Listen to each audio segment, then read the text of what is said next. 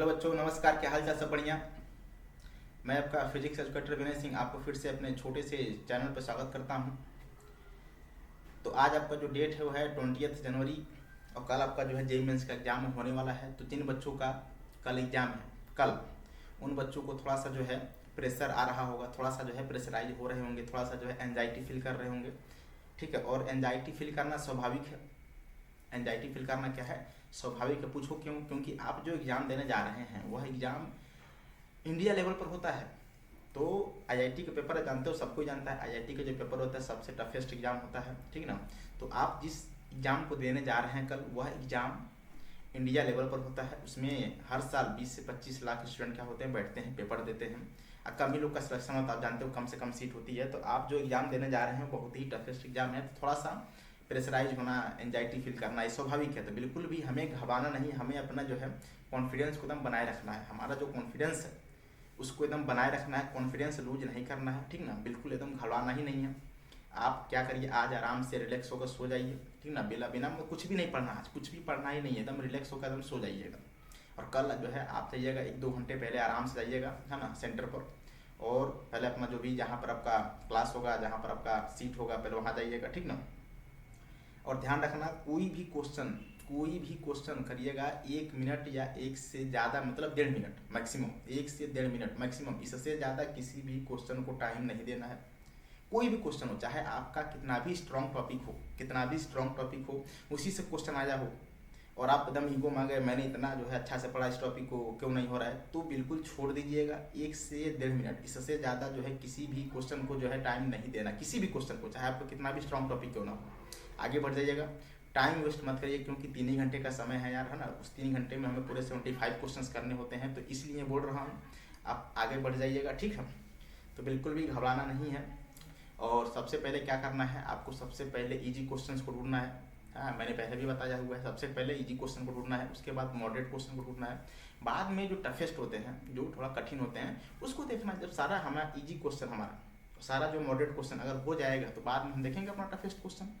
लेकिन पहले easy question physics में, केमिस्ट्री में, मैथ्स में करना है। फिर बाद में जो है मॉडरेट क्वेश्चन भी होते हैं, जो डायरेक्ट फार्मूले पर नहीं होते हैं, 2-3 फार्मूले लगते हैं, उसको देखना है। हाँ, बाद में समय मिलेगा तो हमें जो है, जो आपको बहुत ज़्यादा स्ट्रॉन्ग टॉपिक है या स्ट्रॉन्ग सब्जेक्ट है फिजिक्स, केमिस्ट्री, मैथ, उसको देखना। लेकिन पहले ईजी और मॉडरेट क्वेश्चन को सबसे पहले करना है, ठीक ना। टाइम वेस्ट नहीं करना है। तो चलिए, मैं आपके सामने जो है एक सेशन लेकर आया हूँ जिसका नाम है रेओटिक्स। जो है बहुत ही इंपॉर्टेंट टॉपिक तो नहीं बोल सकते, क्योंकि जो है इससे 2 ही क्वेश्चन आते हैं यार। अब 2 क्वेश्चन किससे आते हैं, या तो लेंस से होगा, या तो फिर प्रिज्म से होगा, या तो फिर रिफ्रैक्शन से होगा, ठीक ना। 3 टॉपिक यही होगा। मिरर से सवाल उतना नहीं बनता है, मिरर से सवाल बनने की पॉसिबिलिटी कम होती है, मोटा मोटी बात यही है। लेंस से क्वेश्चन आना है, प्रिज्म से क्वेश्चन आना है। एक और टॉपिक है डिस्पर्जन ऑफ लाइट, उससे भी क्वेश्चन आता है, ठीक ना। और एक topic refraction of light, refraction, ठीक ना, जिसमें TIR वगैरह होता है, उससे भी क्वेश्चन बनते हैं, स्लैब वाले से बनते हैं। तो चलिए, अब तो समय ज़्यादा नहीं बचा हुआ, तो मैं आपके सामने एक छोटा सा सीरीज लेकर आया हूँ, रेओटिक्स। चलिए सेशन को स्टार्ट करते हैं।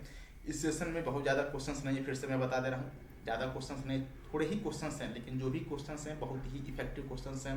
नीट के क्वेश्चंस हैं, जेईई मेंस के क्वेश्चंस हैं, एडवांस के भी 2-3 क्वेश्चंस हैं। ज़्यादा बड़ा सीरीज नहीं है, छोटा ही सीरीज है, लेकिन बहुत ही इफेक्टिव सीरीज है। जेईई मेंस के क्वेश्चन, एडवांस के क्वेश्चन, नीट क्वेश्चन सब भरे पड़े हैं। तो चलिए सेशन को स्टार्ट करते हैं। क्वेश्चन नंबर 1 से जो है स्टार्ट करेंगे। क्वेश्चन नंबर 1 आपके स्क्रीन बोर्ड पर देखिए जरा क्या लिखा हुआ है।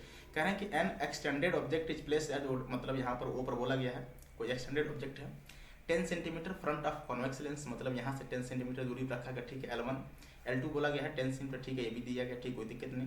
कह रहे हैं radius of curvature of all curve surface, मतलब जो भी कर्व है, ये जो भी कर्व है, इन सभी का जो रेडियस है आपको दे दीजिएगा। क्वेश्चन कितना है बता जरा, 10 सेंटीमीटर, ठीक है।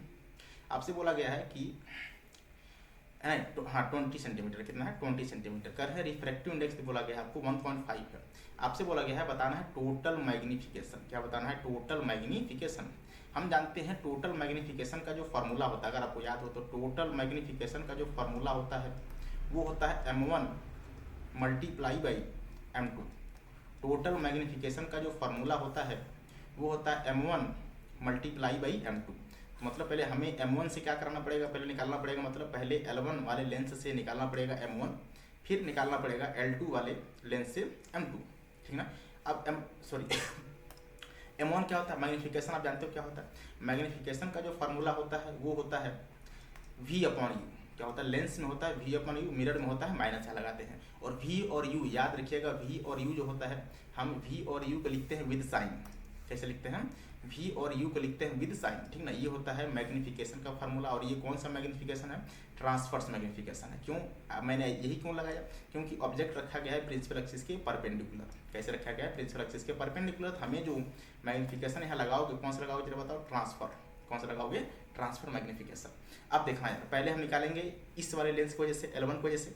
तो पहले देखो यू हमें पता है यार, यू पता है 10 सेंटीमीटर, ये यू पता है हमें। क्या निकालना है? V। क्या निकालना है? V। कैसे निकालेंगे? तो हमारे पास क्या है बताओ जरा? Mirror formula. क्या है? सॉरी मिरर नहीं, बार बार मिरर याद आता है। Lens formula.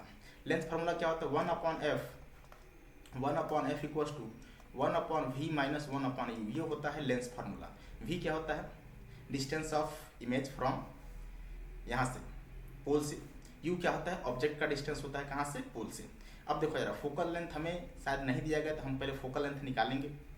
कैसे निकालोगे? आपको पता है फोकल लेंथ का जो फार्मूला होता है, फोकल लेंथ का जो फार्मूला होता है वो होता है 1/f इक्वल टू, किसी भी लेंस के लिए फोकल लेंथ का जो फार्मूला होता है n-1, ठीक ना, 1/r1 माइनस 1/r2। ये किसी भी लेंस के लिए फोकल लेंथ का फार्मूला याद रखिएगा। किसी भी लेंस के लिए फोकल लेंथ का जो है फार्मूला है, किसी भी लेंस के लिए, कोई भी लेंस हो, ठीक ना, कोई भी लेंस हो, उन सभी लेंस के लिए जो है ये फार्मूला जो है आपका वैलिड है। n-1 1/r1 minus 1/r2, n-1 1/r1 minus 1/r2। n क्या है? रिफ्रैक्टिव इंडेक्स, r1 r2 आपका रेडियस ऑफ कर्वेचर है। अब देखो यहाँ n की वैल्यू दी गई है 1.5, r1 की वैल्यू बताओ 20 सेंटीमीटर। अब देखो यार, यहाँ से आप क्या करोगे? यहाँ से आप लाइट पास कराओगे, ठीक ना, यहाँ से लाइट पास होगी ऐसे, यहाँ से लाइट पास होगी। तो ये R1 है, R1 की वैल्यू बताओ क्या हो जाएगा? पॉजिटिव, R2 की वैल्यू निगेटिव। तो पहले निकालेंगे हम F1। क्या निकालेंगे? देखो अगले पेज को मैं जो है यहाँ पे यूज कर रहा हूँ। पहले हम क्या निकालेंगे? F1। निकालो जरा F1। कैसे निकालोगे बताओ जरा F1 की वैल्यू?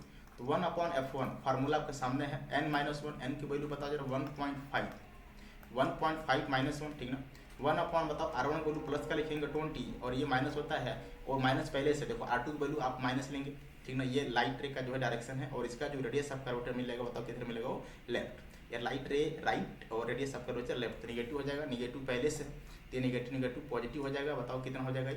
निगेटिव पॉजिटिव, तो 1/20। इसको सॉल्व करेंगे जरा, बताओ कितना हो जाएगा? 0.5 हो जाएगा। ये 2/0.5 मल्टीप्लाई बाई 2 डिवाइडेड बाई कितना हो जाएगा? 20, ठीक ना। बताओ कितना हो जाएगा यार? इसको आप 10 से मल्टीप्लाई करोगे तो 1/20 कितना हो जाएगा? 1/20। यहाँ से F1 की वैल्यू आ गई 1/f1, मतलब F1 की जो वैल्यू आ गई, F1 की जो वैल्यू आ गई बताओ कितनी आ गई? F1 की जो वैल्यू आ गई हो गई 20 सेंटीमीटर। कितनी आ गई?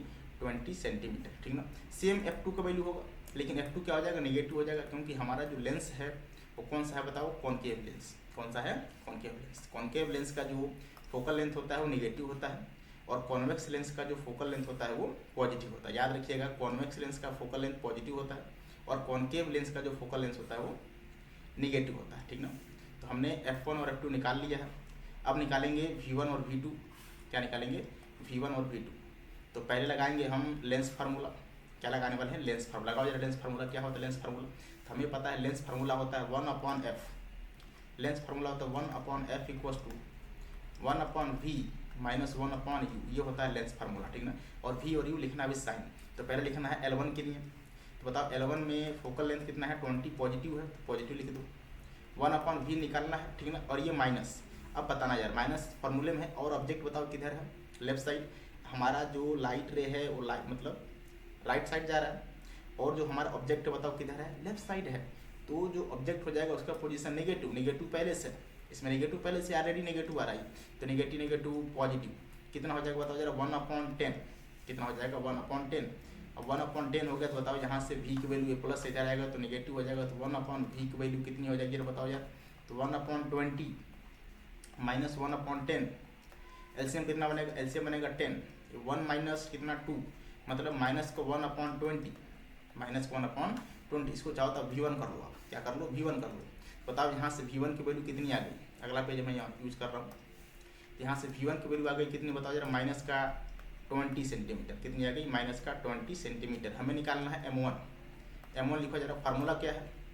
वी अपॉन यू, फार्मूला है आपका v upon u, v with sign u with sign, तो माइनस का 20 माइनस का 10, बताओ कितना गया। तो m1 की वैल्यू आप देख रहे हैं यहाँ से m1 की वैल्यू कितनी निकल के आई, बताओ यार।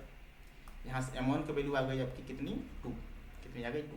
अब देखना यार माइनस का मतलब क्या होता है, माइनस का मतलब क्या, मतलब हमारा जो इमेज बना है, देखो ये 10 सेंटीमीटर पहले से नेगेटिव था, अगर पॉजिटिव आता तो हमारा जो इमेज था बताओ किधर बनता, वो राइट बनता, पॉजिटिव आता तब, लेकिन नेगेटिव आ जाए, मतलब यहाँ से यहाँ पर कहीं बना है हमारा इमेज, ये हमारा क्या है बताओ जरा, पहला इमेज V1, ठीक। अब ये बताओ डिस्टेंस कितना 20 सेंटीमीटर। अब ये जो इमेज है ये इमेज L1 के लिए है, L2 के लिए क्या बनेगा जरा बताओ। ये जो आपने इमेज लिखा है V1 की वैल्यू, ये L1 के लिए इमेज है, लेकिन L2 के लिए ऑब्जेक्ट है, और ये L2 के लिए ऑब्जेक्ट है। बताओ इस L2 के O से, सेंटर से बताओ कितना दूर होगा, तो 20 सेंटीमीटर हमने अभी निकाला था, 10 सेंटीमीटर ये है, तो कितना हो जाएगा 30 सेंटीमीटर। ध्यान रखना ये जो आपने V1 निकाला है ये L1 के लिए क्या है बताओ जरा, इमेज है, लेकिन L2 के लिए ऑब्जेक्ट की तरह से क्या करेगा, वर्क करेगा। जो डिस्टेंस होगी 20 + 10 कितना 30 सेंटीमीटर। तो फिर से लगाएंगे हम मिरर फार्मूला, फिर से हम लगाएंगे मिरर फार्मूला, कौन सा लगाओगे जरा बताओ फिर से। 1/f क्या होता है बताओ जरा, 1/v - 1/u, ये होता है मिरर फार्मूला। उसके लिए बताओ मिरर फार्मूले में f की वैल्यू निगेटिव थी, तो यहाँ निगेटिव लिखेंगे 1/20, निगेटिव लिखेंगे 1/20 = 1/v2, ठीक। फिर से माइनस लिखोगे, फिर से प्लस हो जाएगा ये, ठीक ना। तो 1/ बताओ कितना हो जाएगा 30, कितना हो जाएगा 30, क्योंकि 20 + 10, अब ये प्लस इधर आएगा तो निगेटिव हो जाएगा। जब निगेटिव हो जाएगा तो बताओ यहाँ से 1/v2 की वैल्यू कितनी आ जाएगी यार, तो माइनस का 1/20 पहले से था, ठीक ना, और ये माइनस कितना आ रहा है 1/30 पहले से आ रहा है। तो बताओ इन कैल्शियम कितना होगा, इन कैल्शियम बनेगा आई थिंक कितना बताओ जरा 60, ठीक ना। तो ये हो जाएगा -3, हो जाएगा -2, कितना बनेगा जरा बताओ, ये माइनस का कितना, माइनस का बनेगा 5, और ये बन जाएगा 1/12, ठीक ना। बताओ यहाँ से V2 की वैल्यू कितनी आ गई, यहाँ से V2 की वैल्यू आ गई -12 सेंटीमीटर, कितनी आ गई -12 सेंटीमीटर। हमें क्या निकालना है, हमें निकालना है ट्रांसफर मैग्नीफिकेशन, M2 की वैल्यू निकालनी है।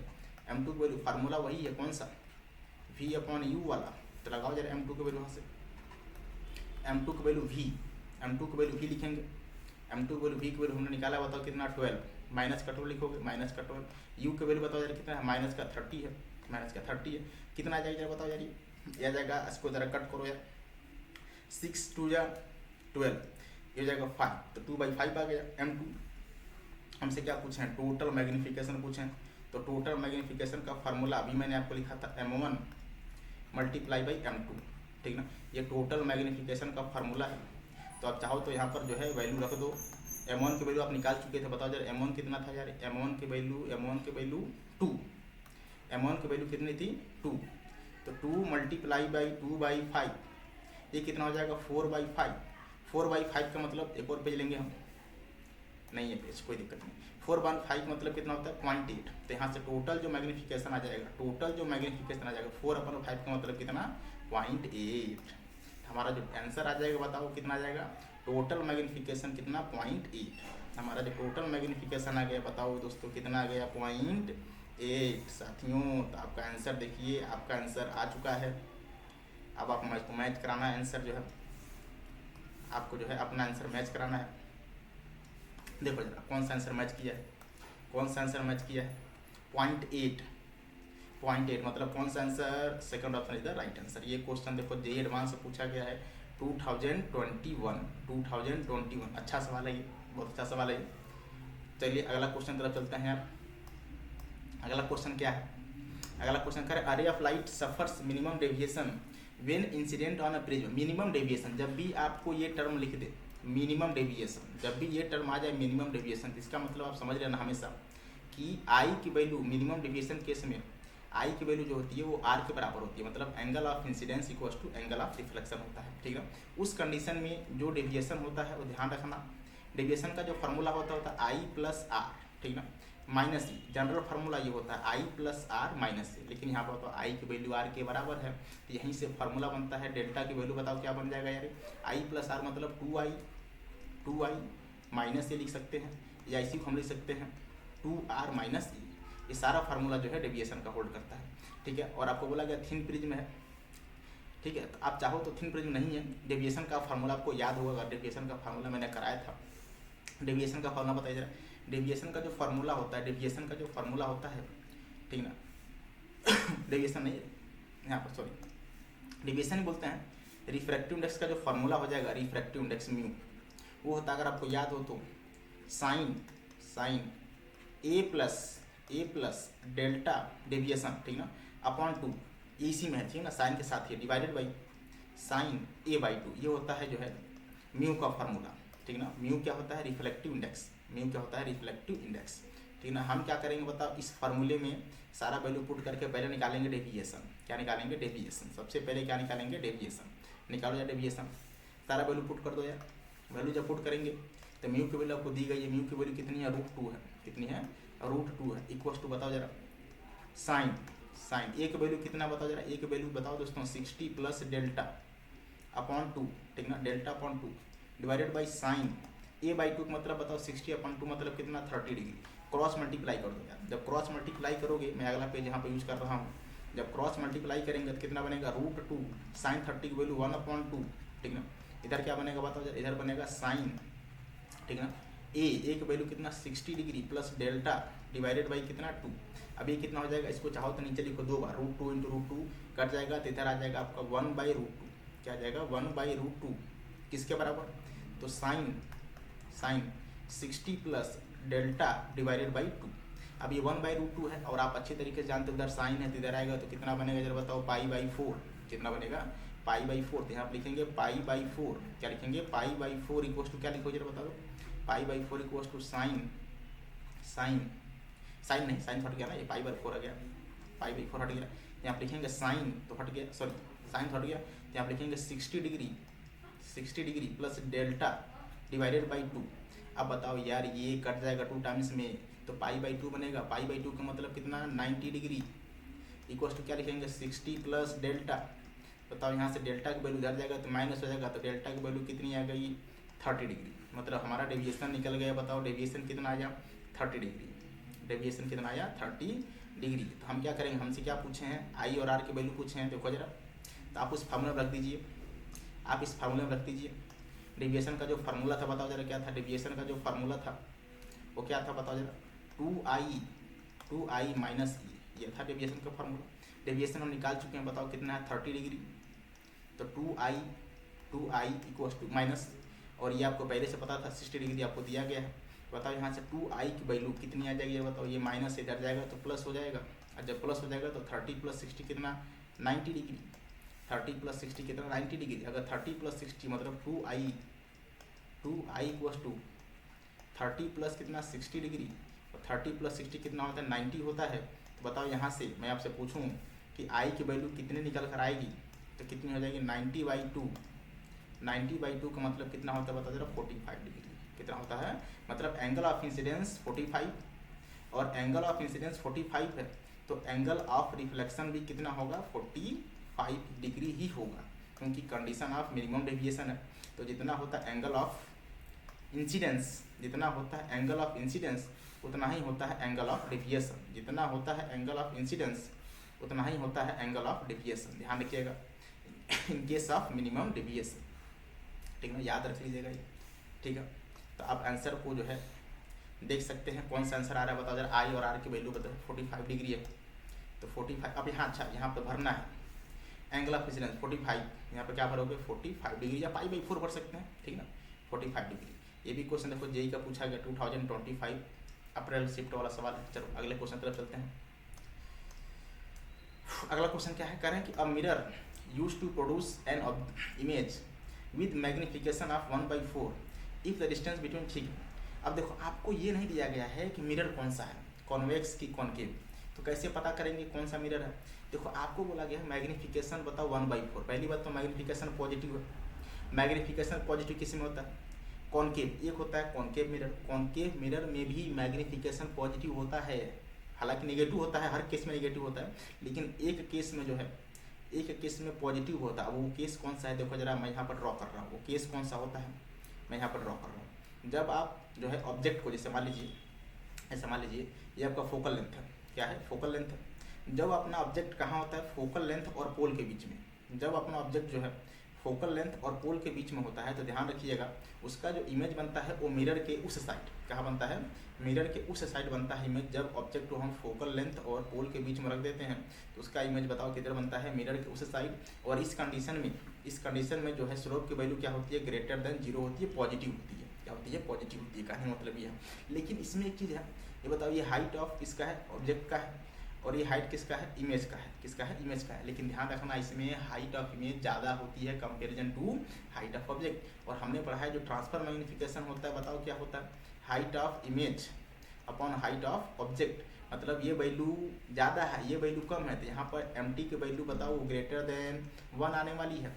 एम टी की जो वैल्यू है वो ग्रेटर देन 1 आने वाली है इस कंडीशन में, क्योंकि इसमें पॉजिटिव, बाकी सारे केस में जो है एम की वैल्यू निगेटिव होता है। ध्यान रखिएगा बाकी सारे केस में कॉनकेव मिरर में एम की वैल्यू क्या होती है, निगेटिव होती है, पॉजिटिव हो ही नहीं सकती। इस केस में पॉजिटिव होता भी है, तो यहाँ पर होता है एम टी की वैल्यू ग्रेटर देन 1 है। लेकिन क्वेश्चन में बताओ जा रहा है एम टी की वैल्यू यहाँ 1/4 है। 1/4 का मतलब लेस देन 1, 0 से तो बड़ा है लेकिन 1 से कम है, 0 से तो बड़ा है लेकिन 1 से कम है। तो मतलब हमारा जो मिरर है वो कॉनकेव तो नहीं होने वाला है।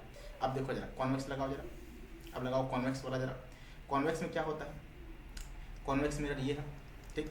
इसमें हम ड्रॉ करेंगे प्रिंसिपल एक्सिस, इसमें हम ड्रॉ करेंगे प्रिंसिपल एक्सिस। ये देखो हमारा प्रिंसिपल एक्सिस है, ठीक।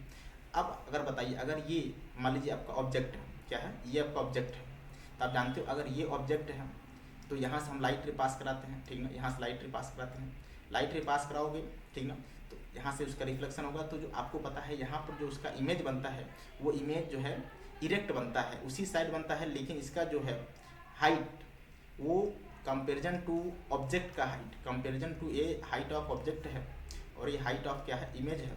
ये जो है एच आई की value comparison to H O क्या होती है, कम होती है। यहाँ पर भी एम की वैल्यू ग्रेटर देन 0 पॉजिटिव होता है, और यहाँ पर एम की वैल्यू लेस देन 1, एम की वैल्यू यहाँ पर ग्रेटर देन 0 मतलब पॉजिटिव होती है, और एम की वैल्यू लेस देन 1 होती है। बताओ ये जो एम है ये 1/4 है, लेस देन 1 है, लेस देन 1 है। मतलब हमारा जो मिरर है बताओ कैसा है, हमारा मिरर कैसा है, हमारा मिरर कॉन्वेक्स मिरर है।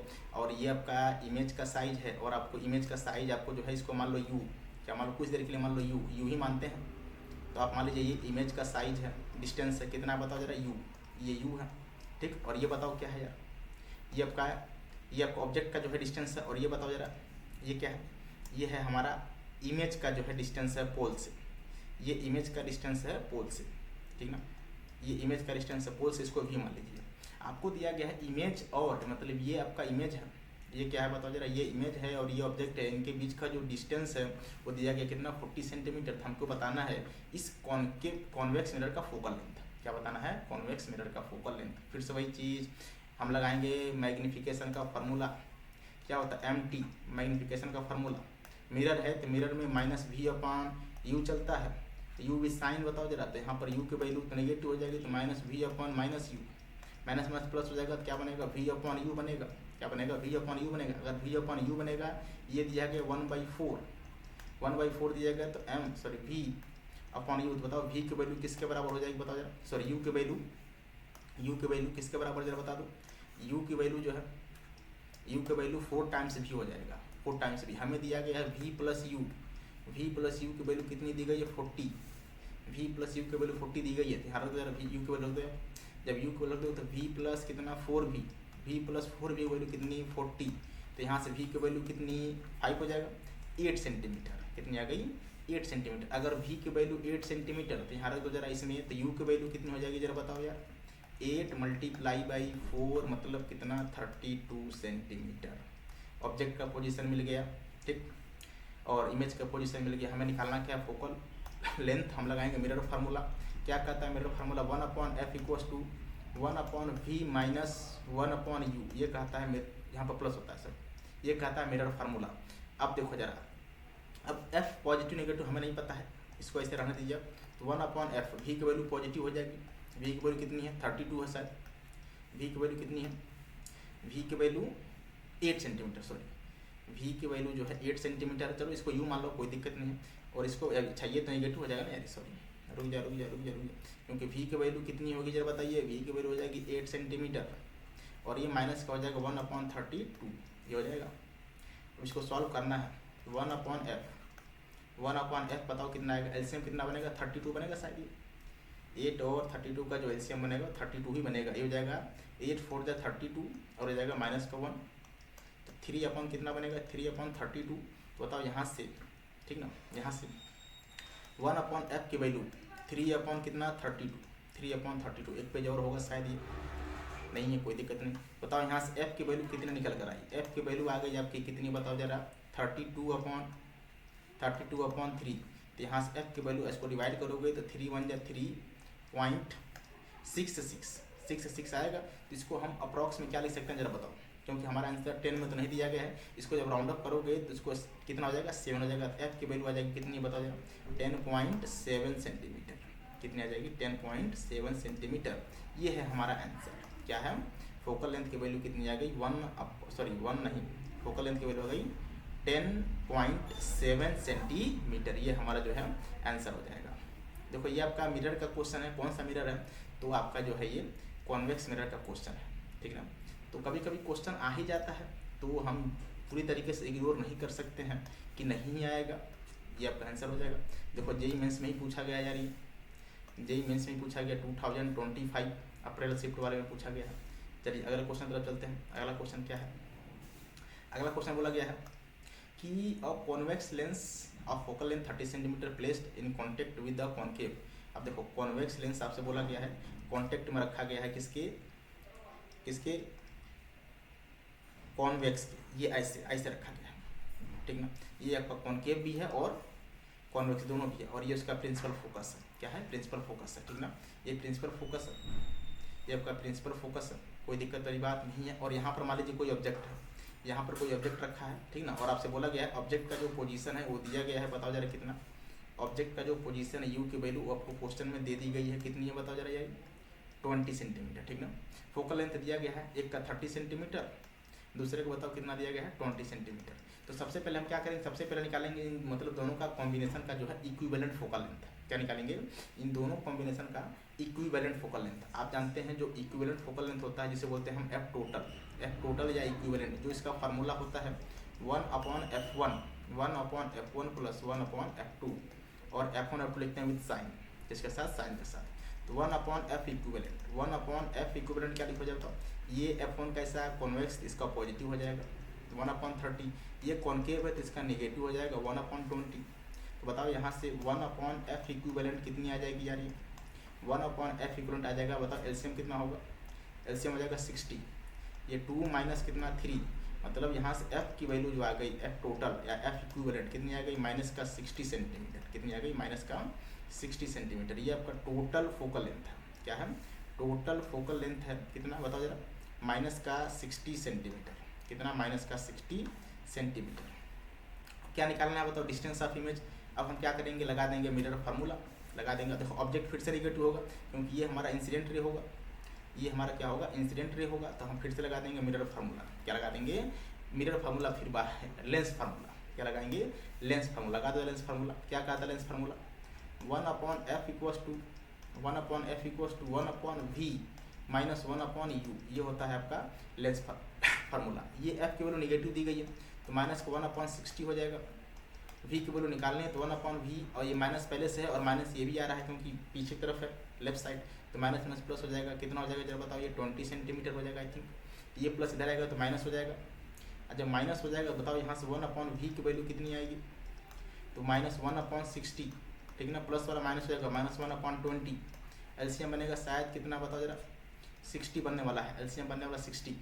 इधर बनेगा -1 23, -4 कितना 60, -4/60। तो बताओ यहाँ से v की वैल्यू कितनी आ गई, v की वैल्यू आ गई -60/4, जिसकी वैल्यू कितनी हो जाएगी -15 सेंटीमीटर।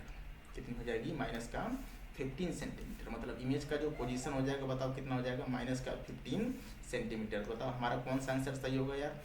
अभी ऑप्शन चेक कर लेते हैं कौन सा आंसर सही है। ऑप्शन अभी चेक कर लेते हैं, ऑप्शन अभी चेक कर लेते हैं। बिल्कुल घबराने की बात नहीं है, एकदम आंसर हमारा आ चुका है, आंसर हमारा आ चुका है। ऑप्शन चेक कर लेते हैं एक बार।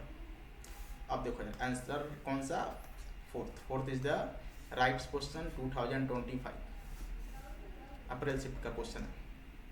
देखो एक पेज और बचा था, कोई दिक्कत नहीं। कह रहे हैं plano convex lens having radius of curvature दिया गया 2 centimetre, exhibit focal length f1 दिया गया इन एयर। कह रहे हैं अनदर प्लेनो कॉन्वेक्स लेंस जो है first surface radius of curvature, देखो दो जो है आपसे बोला गया है प्लेनो कॉन्वेक्स, इसका मतलब ऐसे होता है प्लेनो कॉन्वेक्स, इसका नाम होता है प्लेनो कॉन्वेक्स, ठीक ना। अभी बोला गया इधर एयर है, इधर एयर है, मतलब अगर एयर है आपको रेडियस ऑफ कर्वेचर दिया गया है, ठीक ना, और फोकल लेंथ f1 दिया गया है। बताओ मैं आपसे पूछूं फोकल लेंथ निकालना है तो फोकल लेंथ का फार्मूला बताओ जरा। फोकल लेंथ का फार्मूला किसी भी लेंस के लिए फोकल लेंथ का फार्मूला 1/f1 इक्वल टू क्या लिखो जरा बताओ, म्यू माइनस वन या n-1, फार्मूला होता है n-1, यहाँ पर लिख दे रहा हूँ मैं 1/r1, 1/r1 माइनस 1/r2, ये होता है किसी भी लेंस के लिए फोकल लेंथ का फार्मूला। अब देखना जाएगा तो 1/f1 एयर में है, एयर में है, एन की वैल्यू दिया गया कितना 1.5 माइनस 1, ठीक ना। अब बताओ 1/r1 की वैल्यू इधर से हम क्या करेंगे, लाइट ड्रॉ करेंगे, मतलब इधर से लाइट जो है हम यहाँ से पास कराएंगे, इधर से लाइट पास कराएंगे, तो बताओ इसका रेडियस ऑफ कर्वेचर किधर मिलेगा, राइट साइड, हमारा इंसिडेंट रे भी राइट साइड, तो पॉजिटिव हो जाएगा। तो 1/, बताओ आर की वैल्यू दे दी गई है कितनी 2 सेंटीमीटर, ये आपका प्लेन सरफेस है, प्लेन सरफेस का रेडियस ऑफ कर्वेचर कितना होता है इनफाइनाइट होता है, तो 1/इनफाइनाइट की वैल्यू 0 हो जाएगी, 1.5 माइनस 1 कितना हो जाएगा 0.5/2, यहाँ से लिखेंगे, यहाँ से लिखेंगे। बताओ f1 की वैल्यू कितनी आ जाएगी, f1 की वैल्यू आ जाएगी कितनी, ये कितना होगा बताओ जरा, ये 0.5 हो जाएगा, 0.5/2 कितना 2 हो जाएगा, इसको नीचे 10 से मल्टीप्लाई करेंगे तो 2 सेंटीमीटर ना, ठीक है। इसको जरा आप डिवाइड कर दो,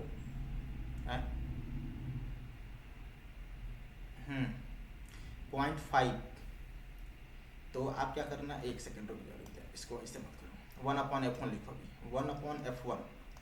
1/f1 कितना आ जाएगा 0.5 कितना हो जाएगा 2, ऊपर नीचे 10 से मल्टीप्लाई करेंगे तो कितना हो जाएगा 5/20, कितना आ जाएगा, यहाँ से आ जाएगा 1/f1 की वैल्यू आ जाएगी 5/20, 5/20 का मतलब कितना बताओ जरा 1/4, मतलब f1 की वैल्यू कितनी आ गई 4 सेंटीमीटर, f1 की वैल्यू हम निकाल चुके हैं। अब निकालना f2 की वैल्यू, f2 की निकाला होगा, फिर से वही फार्मूला लगाओगे f2 के लिए, लेकिन ध्यान रखना f2 में आपसे बोला गया है, यहाँ ध्यान रखिए जरा, यहाँ ध्यान रखिए, ध्यान रखिए f2 में क्या करोगे, f2 यहाँ पर एयर है तो दूसरे वाले कंडीशन में वहाँ पर आपने लिक्विड डाल दिया है, जैसे यहाँ पर देखो मैं यहाँ पर रिप्रेजेंट कर रहा हूँ, यहाँ पे मैं रिप्रेजेंट कर रहा हूँ, ये दूसरे केस में बोला गया है ये कि जो है जहाँ पर एयर था, जहाँ पर एयर था वहाँ पर हमने क्या कर दिया, ऐसे जो है लिक्विड जो है डाल दिया, ऐसे लिक्विड, जहाँ पर एयर था वहाँ पर हमने ऐसे लिक्विड जो है डाल दिया, ऐसे लिक्विड। अब जब लिक्विड डाल दोगे तो बताइए जरा, जब लिक्विड डालने के बाद यहाँ पर तो एयर है नहीं, अब इसका हमें निकालना पड़ेगा रिफ्रैक्टिव इंडेक्स, इस लेंस का निकालना पड़ेगा रिफ्रैक्टिव इंडेक्स, किसके रिस्पेक्ट में, लिक्विड के रिस्पेक्ट में।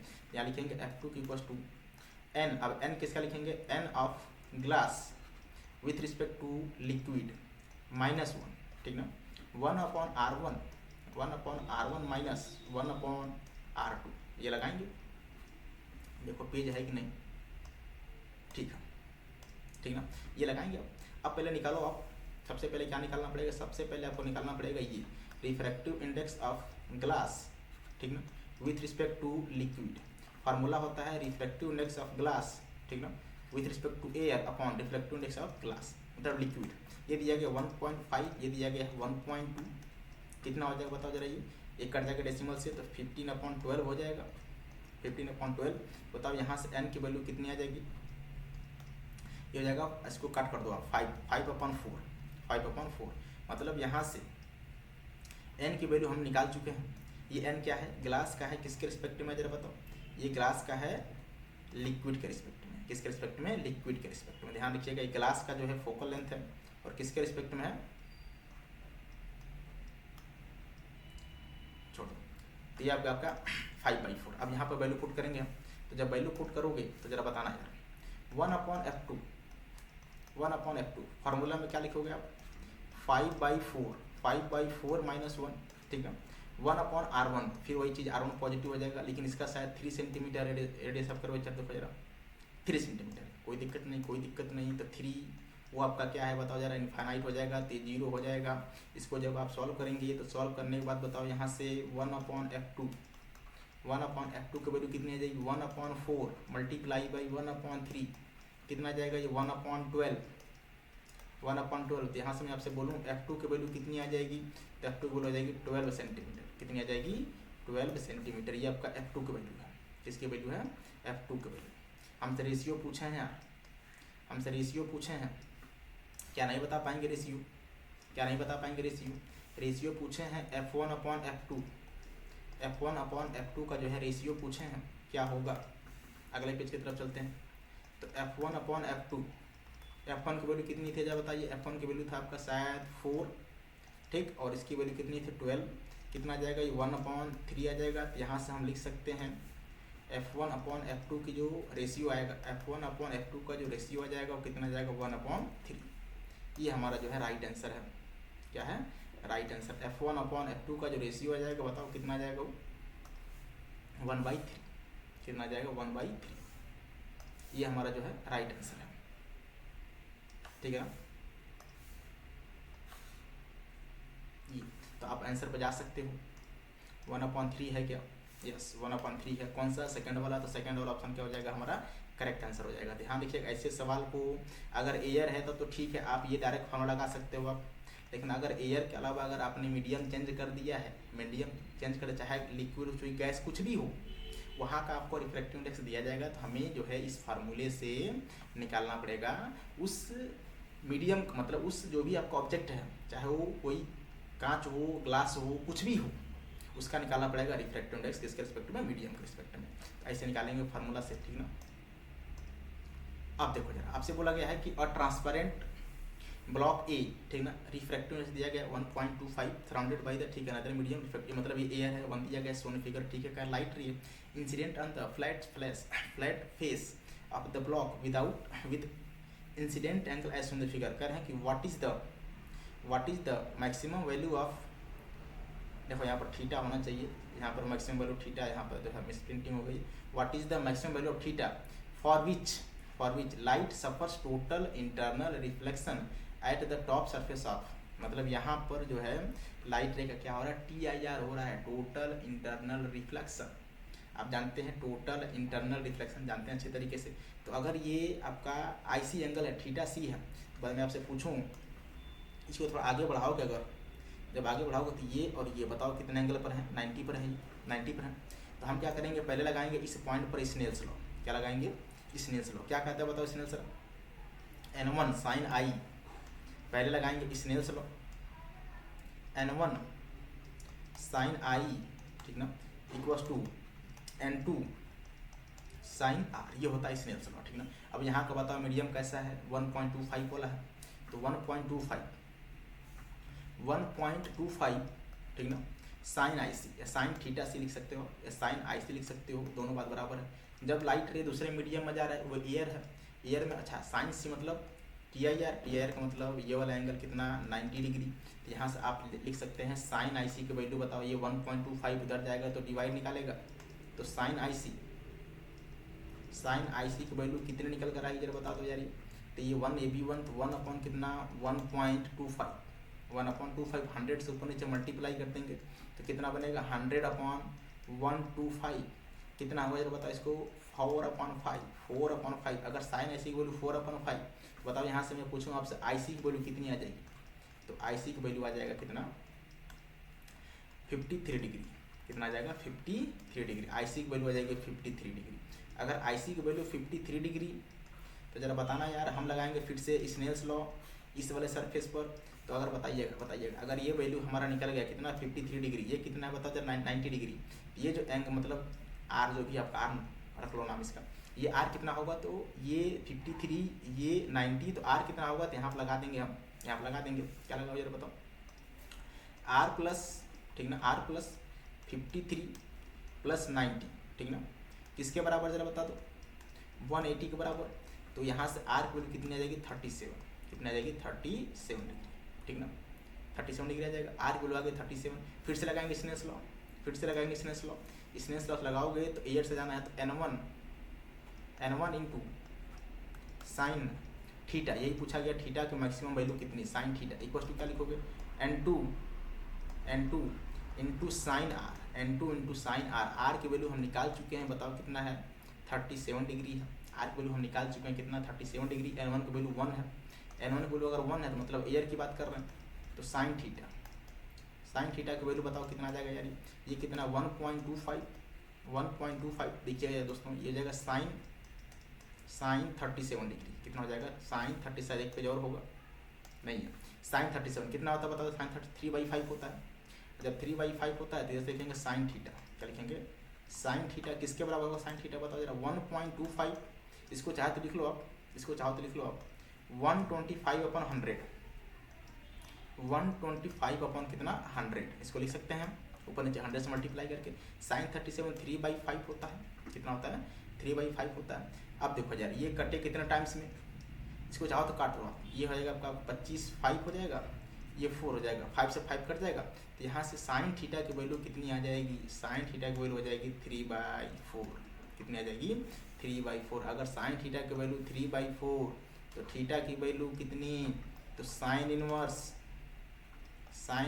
कितना 3/4, 3/4 ये हो जाएगा थीटा की मैक्सिमम वैल्यू, थीटा की मैक्सिमम वैल्यू कितनी 3 साइन इनवर्स 3/4, साइन इनवर्स 3/4 ये हो जाएगा आपका किसका वैल्यू, थीटा का मैक्सिमम वैल्यू, थीटा का मैक्सिमम वैल्यू कितनी साइन इनवर्स 3/4। अच्छा क्वेश्चन है भाई जी, एकदम एकदम बढ़िया क्वेश्चन है, टोटल इंटरनल रिफ्लेक्शन का एकदम बढ़िया सवाल है ये, ठीक है ना। तो आप चाहो तो आंसर देख सकते हो, साइन इनवर्स 3/4 ये हो जाएगा आपका third option is the right answer. ये 2025 में पूछा गया, सारे क्वेश्चन 25 के ही हैं, ठीक है ना। अगला क्वेश्चन चलते हैं, ये क्वेश्चन देखो बहुत अच्छा क्वेश्चन है। आपसे बोला गया है कि फॉर कॉम्बिनेशन ऑफ 2 लेंसेज दिया गया, लिस्ट 1 लिस्ट 2 दिया गया, उनका जो है रेडियस ऑफ कर्वेचर r, ठीक है ना, 1.5 दिया गया इसका रिफ्रैक्टिव इंडेक्स। आपसे बोला गया है कि आपको मैच कराना है इक्विवेलेंट फोकल लेंथ। अब मैंने आपको बताया था कि जो इक्विवेलेंट फोकल लेंथ होता है, अगर आपको याद हो, टोटल फोकल लेंथ जिसे बोलते हैं हम लोग, वो होता है 1/f1, ठीक ना, प्लस 1/f2, ये होता है आपका इक्विवेलेंट फोकल लेंथ का फार्मूला। अब देखना जरा, ये दोनों कैसे लेंस, कॉन्वेक्स लेंस का जो फोकल लेंथ होता है पॉजिटिव होता है, ठीक ना। फोकल लेंथ निकालेंगे कैसे जरा बताओ, फोकल लेंथ हमें दिया नहीं है, लेकिन हमें पता है फोकल लेंथ का जो फार्मूला होता है वो क्या होता है जरा बताओ। फोकल लेंथ का जो फार्मूला होता है अगर आपको याद हो तो n-1 क्या होता है, n-1, ठीक ना, 1/r1 माइनस 1/r2 ये होता है आपका फोकल लेंथ का फार्मूला। n की वैल्यू दी गई है कितनी 1.5, माइनस करोगे 1, ठीक ना। r1 की वैल्यू r है, इसके लिए बोल रहा हूँ मैं, इसके लिए r1 की वैल्यू r है, इसके लिए भी बताओ जरा कितना हो जाएगा, दोनों के लिए बताओ जरा, जितना इसका होगा उतना इसका होगा, दोनों का सेम होगा, दोनों के लिए r यहाँ पॉजिटिव यहाँ भी पॉजिटिव। तो बताओ जरा, मैं आपसे पूछूँ फोकल लेंथ कितना हो जाएगा, तो बताना जरा यार 1.5 माइनस 1 लिखोगे आप, ठीक ना।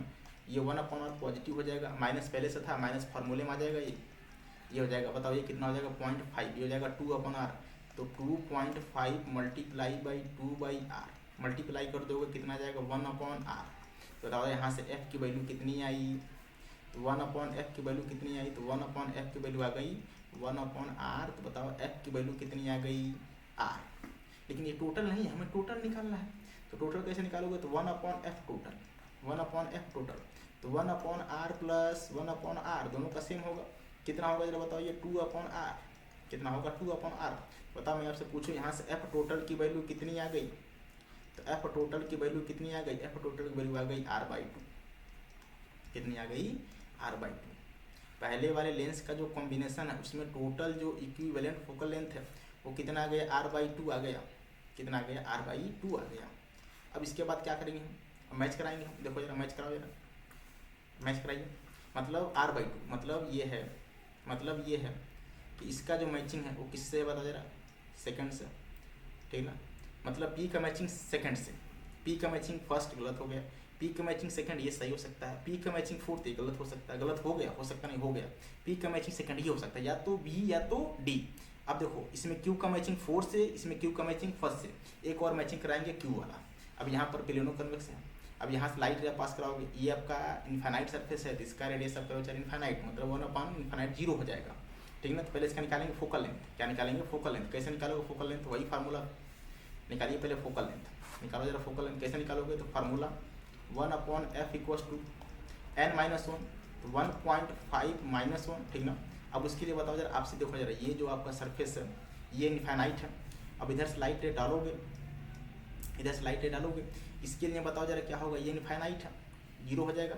अब इसका रेडियस ऑफ कर्वेचर किधर मिलेगा, लेफ्ट मिलेगा, लाइट रे किधर जा रहा है, राइट जा रहा है, मतलब माइनस फार्मूले में होता है, और माइनस ये ऑलरेडी आ रहा है तो माइनस माइनस प्लस लिखेंगे, माइनस माइनस प्लस, तो यहाँ पर आ जाएगा ये तो जीरो हो जाएगा 1/r, कितना हो जाएगा 1/r, कितना होगा जरा बताओ, ये 0.5/r, इसको आप चाहो तो आप मल्टीप्लाई कर लो तो 0.5/r हो जाएगा ये, ठीक ना।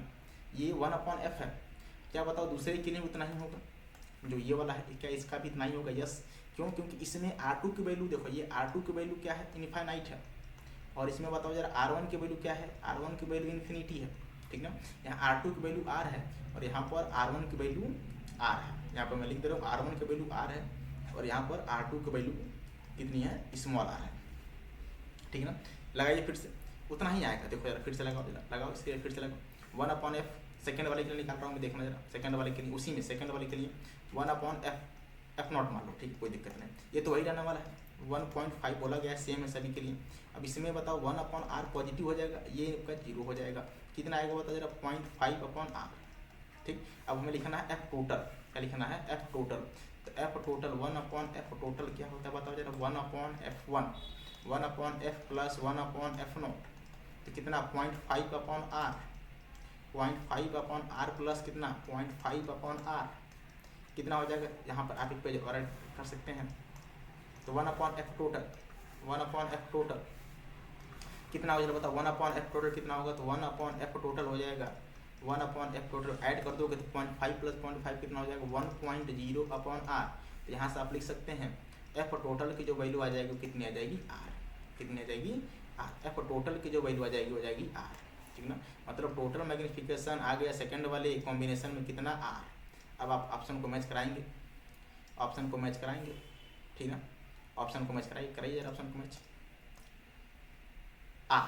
अब मतलब q का मैचिंग 4 से, q का मैचिंग किससे जरा बताओ 4 से, अब आप मैच करा सकते हैं, मैच करा सकते हैं, देखो जरा मैंने कहा था तो बी हो सकता है तो डी हो सकता है, इसमें क्यू का मैचिंग फर्स्ट दे रहे हैं, गलत हो गया, क्यू का मैचिंग 4 से, इसके आगे मैच कराने की जरूरत है ही नहीं, आप इसका भी निकाल सकते हैं, इसका भी निकाल सकते हैं। इसमें देखो जरा एक लेंस ये बनेगा प्लेनो कॉन्वेक्स, ठीक ना, एक लेंस ये बनेगा प्लेनो कॉन्वेक्स, ये बनेगा लेंस कॉन्वेक्स और ये बनेगा हमारा फिर से प्लेनो कॉन्वेक्स, ठीक ना। तो आप फिर से निकालेंगे, यहाँ पर लगाना पड़ेगा 3 बार फार्मूला, इसके लिए 1/f1 plus 1/f2 plus 1/f3 लगा सकते हो, आंसर आ जाएगा। तो आपका जो आंसर हो जाएगा बताओ कौन सा हो जाएगा, सेकंड पार्ट। देखो ये क्वेश्चन जेईई एडवांस से पूछा गया 2024 नहीं है सॉरी 14 है, अच्छा क्वेश्चन है, कॉन्सेप्ट वाइज क्वेश्चन है, बहुत अच्छा क्वेश्चन है। अगला क्वेश्चन तो चलते हैं, कह रहे हैं कि a light ray falls on the glass surface of refractive index √3, कोई दिक्कत नहीं है। जैसे मान लीजिए ये कोई ग्लास सरफेस है, ठीक ना, ये मान लीजिए कोई ग्लास सरफेस है, इसको मैं ऐसे बना रहा हूँ, ये ग्लास सरफेस है, ठीक है, और लाइट रे जो है इस ग्लास सरफेस पर पड़ा है, लाइट रे जो है इस ग्लास सरफेस पर पड़ा है, ठीक ना, और ये उसका नॉर्मल हो जाएगा यार, ये क्या हो जाएगा नॉर्मल, ठीक ना। और लाइट रे जो है, लाइट रे ऐसे आया है, ग्लास सरफेस पर आया हुआ ऐसे, अब ये आया है बताओ जरा कितना एंगल बनाती हुआ आया है, ये एंगल आपको दिया गया कितना बताओ जरा, ये एंगल दिया गया है 60 डिग्री, ये एयर है 1 है, और यहाँ का जो एन की वैल्यू है वो दी गई कितनी √3, ठीक है। आपसे बोला गया है कि रिफ्रैक्टेड एंड रिफ्लेक्टेड रे के बीच में एंगल, मतलब इस लाइट रे का क्या हो रहा है बताओ जरा, इस लाइट रे का रिफ्रैक्शन भी हो रहा है साथ में रिफ्लेक्शन भी हो रहा है, दोनों हो रहे हैं, रिफ्लेक्शन भी हो रहा है और क्या हो रहा है रिफ्रैक्शन भी हो रहा है, ऐसे दोनों हो रहा है। हमें इनके बीच का एंगल बताना है, आप जानते हो अगर रिफ्लेक्शन होगा तो जितना एंगल आई होता है उतना ही एंगल आर होता है, मतलब ये वाला एंगल भी कितना 60 डिग्री हो जाएगा जितना आई इक्वल टू आर। अरे भाई रिफ्लेक्शन का जो लॉ है पहला क्या है, आई इक्वल टू आर होता है, मतलब आई की वैल्यू जितना उतना यार की वैल्यू, ठीक। अभी ये हमें निकालना है, इसको आप मान लो आर नॉट, क्या निकाल लो, अच्छा अगर ये 60 है तो बताओ ये टोटल कितना है, ये टोटल 90 है, ये कितना हो जाएगा 30 हो जाएगा, 30 हो जाएगा। अभी ये पहले आर नॉट निकालो, कैसे निकालोगे, तो लगाएंगे स्नेल्स लॉ, क्या लगाएंगे स्नेल्स लॉ, क्या कहता है n1 साइन आई, स्नेल्स लॉ क्या कहता है n1 sine I equals to n2 sine R, n1 sine I equals to n2 sine R, ये कहता है हमारा स्नेल्स लॉ, क्या कहता है स्नेल्स लॉ, लगाओ जरा स्नेल्स लॉ। n1 की वैल्यू एयर है 1 हो जाएगा, ठीक ना, साइन आई की वैल्यू मतलब कितना, साइन कितना है बताओ जरा 60 डिग्री है, 60 डिग्री लिख दो आप, n2 की वैल्यू दिया गया कितना √3, तो √3 लिख दो आप, साइन कितना आर लिख दो। अब देखना जरा, अब 1 इंटू साइन 30, तो 1 इंटू साइन 30 कितना होता है √3/2 होता है, ठीक ना, इक्वल टू बताओ कितना √2 हो जाएगा, √2 है ना, √3 है सॉरी √3 है, देख लेते हैं एक बार, देख लेते हैं एक बार कितना है, √3 है, कोई दिक्कत नहीं है। तो √3, ठीक ना, √3 इंटू साइन R0। बताओ यहाँ से मैं आपसे बोलूँ साइन R0 की वैल्यू कितनी आ जाएगी, तो साइन R0 की वैल्यू देखो √3 से √3 कैंसिल हो जाएगा, तो 1/2 बनेगा ये 1/2। अगर साइन R0 की वैल्यू 1/2, तो बताओ अगर मैं यहाँ पर लिखूँ साइन R0 की वैल्यू 1/2, तो बताओ यहाँ से R0 की वैल्यू कितनी हो जाएगी, तो R0 की वैल्यू हो जाएगी 30 डिग्री। कितनी हो जाएगी, 30 डिग्री। R0 की वैल्यू हो जाएगी 30 डिग्री। हमसे क्या पूछे हैं, हमसे R0 नहीं पूछे, हमसे पूछे angle between reflected ray and refracted रे। तो हमें R0 की वैल्यू पता चल गई है, R0 की वैल्यू पता चल गई है। अगर R0 की वैल्यू पता चल गई है 30, तो ये कितना होगा 60, क्योंकि ये 90 है। तो बताओ इनके बीच का एंगल कितना हो जाएगा, 60 + 30। जो एंगल हो जाएगा, बताओ जरा एंगल बिटवीन, जो एंगल हो जाएगा angle between reflected and refracted, यहाँ पर लिख दे रहा हूँ मैं, reflected and refracted, angle between refracted and refracted कितना हो जाएगा, बताओ जरा यार। 30 + 60 कितना, 90 डिग्री। कितना हो जाएगा, 90 डिग्री। ये हो जाएगा आपका आंसर। आप एक और जो है आपको पता होगा कि अगर ये एंगल ऑफ पोलराइजेशन होता IP, अगर एंगल ऑफ पोलराइजेशन IP, तो IP वो एंगल होता है, मैंने आपको बताया था वेव ऑप्टिक्स में, कि जिस पर पढ़ने के बाद लाइट रे का रिफ्लेक्शन भी होता है, रिफ्लेक्शन भी होता है, और रिफ्लेक्टेड रे और रिफ्रैक्टेड रे दोनों आपस में म्यूचुअली परपेंडिकुलर होते थे। तो हम वैसे भी बता सकते थे कि अगर लाइट रे का रिफ्लेक्शन हो रहा है और रिफ्लेक्शन दोनों हो रहा है, मतलब जो एंगल होगा, मतलब जिस एंगल पर वो लाइट रे गिरी होगी, वह एंगल कौन सा, पोलराइजिंग एंगल। कौन सा एंगल, पोलराइजिंग एंगल। पोलराइजिंग एंगल गिरने के बाद लाइट रे का कुछ रिफ्लेक्शन कुछ रिफ्रैक्शन, उनके बीच में एंगल कितना, 90 डिग्री। ऐसे भी बता सकते हैं, ठीक ना। तो आप देख सकते हो इसका कौन सा आंसर मैच कर रहा है, जरा बताओ यार, कौन सा आंसर मैच कर रहा है, 90 डिग्री। मतलब ये वाला आंसर क्या हो जाएगा, राइट हो जाएगा। ये भी क्वेश्चन आपका नीट का क्वेश्चन है, 2022। अच्छा क्वेश्चन है। आगे बढ़ते हैं क्वेश्चन नंबर 9 की तरफ। आपसे बोला गया है कि total internal reflection when angle of incidence equal to the critical angle. आप जानते हो टोटल एंगल ऑफ रिफ्लेक्शन कब होता है, आपको अच्छी तरीके से पता है, ठीक है। ये आपका प्लेन सरफेस है, ये उसका नॉर्मल है, ठीक है। और मान लीजिए ये आपका कोई मीडियम है, ठीक है। जब लाइट रे यहाँ से मान लीजिए पास की, ठीक है, यहाँ से पास की, ये लाइट रे इसको, अच्छा यहाँ से पास करने के बाद आप जानते हो ये आपका नॉर्मल हो जाएगा, यहाँ से नॉर्मल हो जाएगा ये, ठीक है।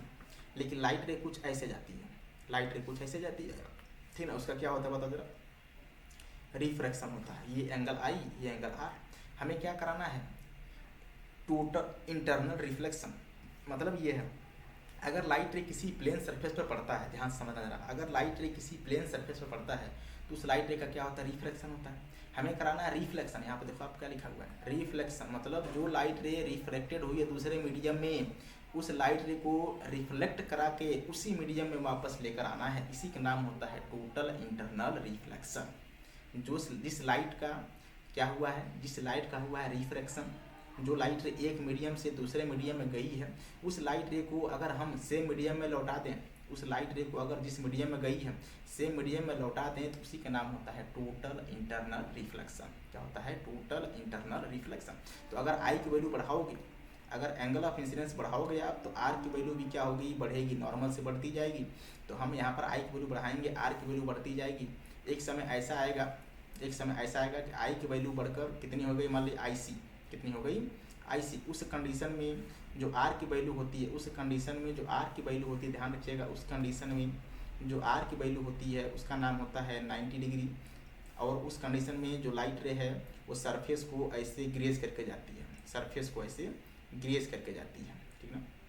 जैसे जैसे आई बढ़ाएंगे वैसे वैसे आर बढ़ेगा, और जब आर बढ़ेगा तो उस कंडीशन में ये जो एंगल हो जाएगा, बताओ कितना हो जाएगा, 90 डिग्री। कितना हो जाएगा, 90 डिग्री। और ये जो एंगल होता है इसका नाम होता है IC, इसका नाम होता है IC। इसको बोलते हैं जस्ट TIR। क्या बोलते हैं, जस्ट TIR। अभी TIR हुआ नहीं है, जस्ट हुआ है, जस्ट होने वाला TIR।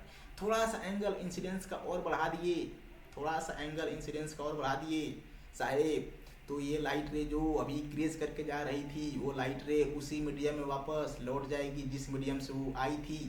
तो अगर हमने बताओ इस बार एंगल I0 मान लिया, और ये I0 की वैल्यू ग्रेटर देन किसके, IC के, अगर ऐसा है तो बताओ अब क्या हो जाएगा, लाइट रे जिस मीडियम से गई थी लाइट रे जिस मीडियम से गई थी उसी मीडियम में वापस क्या हो जाएगी, फिर से लौट जाएगी। देखना जरा, मैं यहाँ पर फिर से एक जो है डायग्राम बना रहा हूँ। इस बार हमने एंगल I0 की वैल्यू IC से ज़्यादा कर लिया। अगर एंगल IC से ज़्यादा कर लिया, ये देखना जरा, अब लाइट रे का क्या हो जाएगा, जिस लाइट रे जिस मीडियम में गई थी लाइट रे उसी मीडियम में वापस लौट जाएगी। यहाँ से लेना ध्यान रखना, ये नॉर्मल है, ये आपका IC होगा, ठीक है ना, ये IC होगा, कोई बात नहीं, कोई बात नहीं।